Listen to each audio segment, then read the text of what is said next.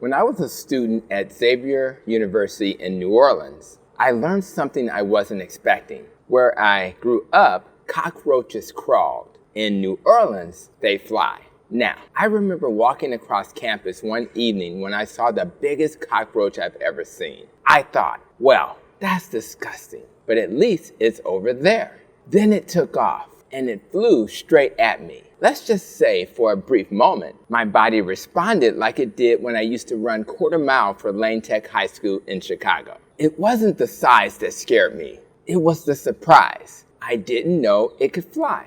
Years later, I discovered another kind of surprise. One that isn't funny. One that I see in clinic all the time. And unlike that flying cockroach, this fear can follow people for years. A patient I'll call Tammy came into my office after one of the most remarkable transformations I've ever witnessed. She had lost more than 80 pounds. Her blood pressure had improved. Her blood sugar was dramatically better. She was moving with confidence. She looked healthier, but more importantly, she looked happier. As her obesity medicine physician, these are the moments I live for. I smiled and said, "Tammy, look at you. You did it." She smiled back. Then, something happened that completely caught me off guard. She started crying. Not little tears, the kind of tears you try to hold back but can't. I leaned forward and asked, "Tammy, what's wrong?" She wiped her eyes, looked at me, and quietly said, "Dr. Hampton, I'm scared."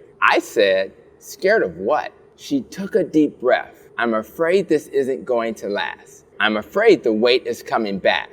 And I'm afraid I'll lose this new life I finally found." That conversation has stayed with me ever since. Because Tammy wasn't afraid of the scale. She was afraid of losing her freedom. The freedom to walk without pain. The freedom to buy clothes she actually wanted to wear. The freedom to sit comfortably on an airplane. The freedom to say yes when her family wanted to go hiking instead of making another excuse. And here's what I told her. I said, "Tammy, the fact that you're feeling this way doesn't mean you're weak. It actually tells me you understand something that many people don't. You've reached a new chapter. You're no longer trying to lose weight. Now you're learning how to protect your health. That's an entirely different journey." Here's the biggest mistake people make after losing weight. They think they've crossed the finish line. But weight loss isn't graduation. It's orientation. Because the biology that helped create obesity doesn't simply disappear when the weight comes off. And before you think that's bad news, it's actually one of the most empowering things you'll ever learn. Because once you understand how your body works, you stop blaming yourself. You stop thinking you failed. And you finally start working with your biology instead of fighting against it. That's exactly what we're going to talk about today. Not how to lose weight, but how to keep the life you've worked so hard to build.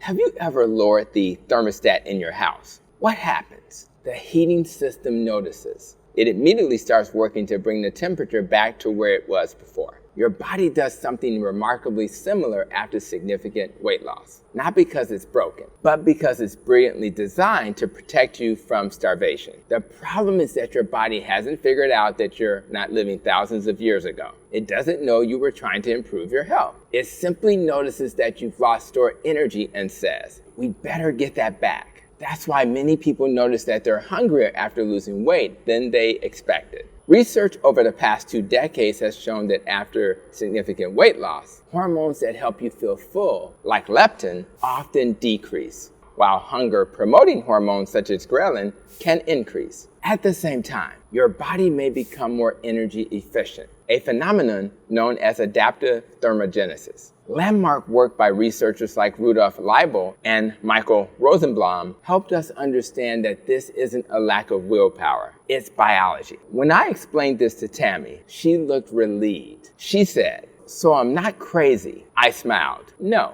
you're human, and that changes everything. Because if the challenge is biological, the solution isn't guilt. The solution is strategy." The next thing I told Tammy surprised her. I said, "Your goal isn't to become someone who lost weight. It's to become someone who lives differently." That's a completely different mindset. One of the most encouraging sources of information we have is the National Weight Control Registry, which has followed thousands of people who've successfully maintained significant weight loss for years. Do you know what they found? The people who kept the weight off weren't superheroes. They weren't blessed with perfect genetics. They built consistent systems. They stayed physically active. They monitored themselves. They kept many of the healthy eating habits that helped them succeed in the first place. And when life happened, as it always does, they didn't wait until they regained 30 pounds before taking action. They made small corrections early. I call this the 5-pound rule. If the scale starts creeping up 5 pounds, don't panic. Don't shame yourself. Don't say, I'll deal with it after the holidays. That's exactly how 5 pounds quietly becomes 25.